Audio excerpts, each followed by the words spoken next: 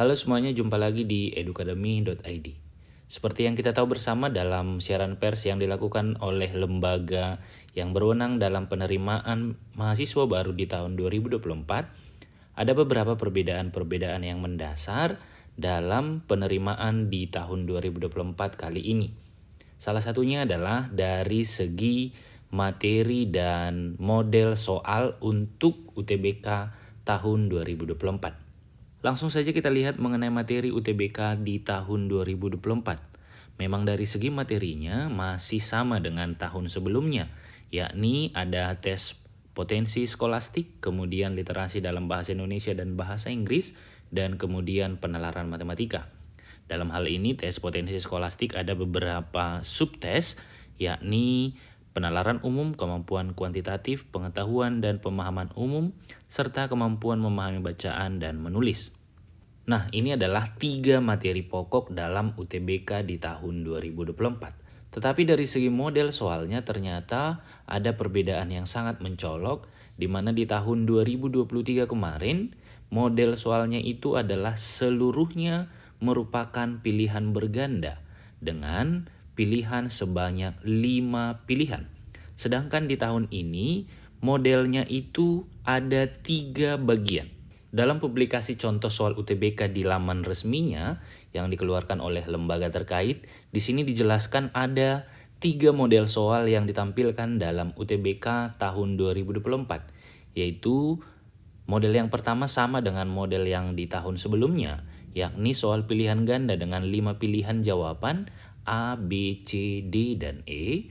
Kemudian ada 2 model baru lagi, di mana model yang berikut adalah soal pilihan majemuk kompleks yang ditampilkan dalam bentuk tabel dan memuat 2 pilihan jawaban.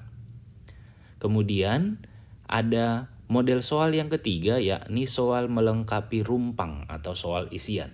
Adapun model soal yang ketiga ini bukan seperti soal esai yang dikhawatirkan oleh siswa, tetapi ini hanya sekedar melengkapi isian singkat saja. Kemudian kita coba dulu untuk melihat bagaimana kira-kira bentuk dari soal pilihan majemuk kompleks yang memang sudah ditampilkan oleh lembaga terkait di website resminya. Kita lihat misalkan di sini ada soal yang dalam subtes pengetahuan kuantitatif. Jadi di sini dikatakan ada segi 4 ABCD adalah belah ketupat, kemudian kita diminta untuk memilih benar atau salah dari 3 pernyataan yang dibuatkan di dalam soal. Misalnya ada di sini dikatakan ada ABCD mempunyai 2 pasang sudut berhadapan sama besar. Benar atau salah? Itu kemudian kalau misalkan kita anggap benar, maka tinggal kita pilih, tinggal kita klik benar. Atau kalau misalkan pernyataan yang kedua kita merasa itu salah, ya sudah kita tinggal klik salah dan seterusnya. Kemudian kita coba dulu untuk melihat model soal pilihan majemuk yang lain di subtes yang penalaran umum. Di sini ada sebuah pernyataan ya yang disampaikan oleh ahli psikologi, kemudian kita diminta untuk mencari jawaban yang paling tepat sesuai dengan apa yang diminta dalam soal. Dalam soal kali ini kita diminta untuk mencari pernyataan yang memperlemah atau pernyataan yang tidak memperlemah sesuai dengan pernyataan yang disampaikan oleh ahli psikologi dalam soal tersebut. Misalnya kalau kita melihat untuk soal yang pertama, dikatakan di sini pekerja milenial sering berpindah-pindah tempat kerja. Nah, kalau kita sesuaikan dengan pernyataan yang disampaikan oleh ahli psikologi, apakah kemudian kita merasa itu sesuai dengan yang disampaikan oleh ahli psikologi atau tidak? Nah, kalau misalkan kita bilang itu sesuai, maka berarti artinya pernyataan tersebut tidak memperlemah. Atau kalau misalkan tidak sesuai berarti memperlemah. Kira-kira seperti itu. Selanjutnya kita melihat untuk subtes yang lain di sini mengenai penalaran matematika. Lagi-lagi kita diminta untuk menyesuaikan pernyataan-pernyataan yang menjadi pertanyaan dalam soal ini. Apakah memang sesuai dengan yang disampaikan dalam soal? Misalnya, kalau kita lihat untuk pernyataan pertama, katanya di sini, banyak orang yang bekerja di kecamatan A kurang dari populasi angkatan kerja di kecamatan B. Apakah ini pernyataan benar atau salah sesuai dengan data yang disampaikan dalam soal? Kalau kita lihat untuk data di Kecamatan A, yang bekerja itu ada sekitar 60% dari populasi 15.000 orang. Jadi mungkin sekitar 9.000 orang yang bekerja di Kecamatan A. Kemudian katanya banyaknya orang yang bekerja di Kecamatan A kurang dari populasi angkatan kerja di Kecamatan B. Kita lihat angkatan kerja di Kecamatan B itu ada sekitar 10.000 orang.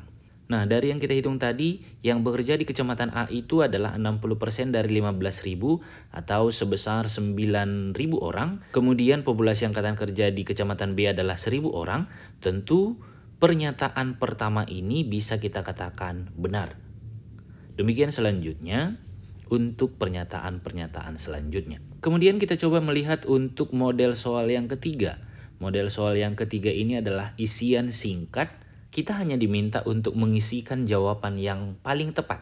Dalam artian di sini tidak seperti yang ditakutkan oleh siswa bahwa soalnya adalah mengenai esai sehingga kita diminta untuk membuat pendapat-pendapat kita. Tetapi kalau dari model soal yang ini kita hanya diminta untuk membuat jawaban yang paling tepat. Jadi boleh kita bilang sebenarnya untuk semua model soal ini tugas siswa masih sama. Tugas siswa itu hanya satu, di mana tugas siswa adalah mengisikan jawaban yang benar.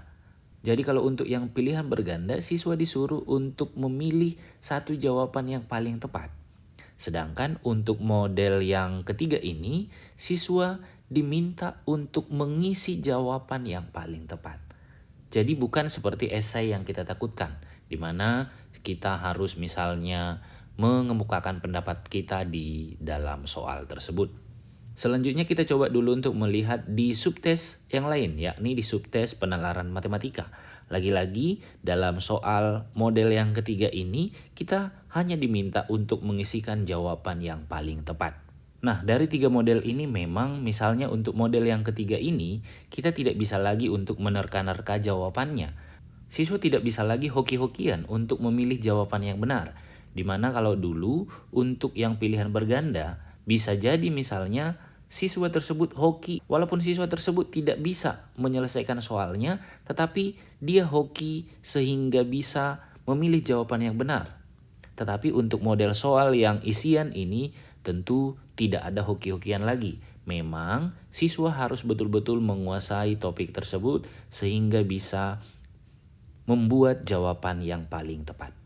Nah, itu dulu mungkin penjelasan kita di video kali ini. Perbanyak membahas soal-soal yang berkaitan dengan UTBK, sehingga nanti pada saat UTBK sebenarnya kamu lebih enjoy untuk menyelesaikan soal-soal tersebut. Sampai di sini video kita, terima kasih telah menonton. Sampai jumpa di video berikutnya. Salam.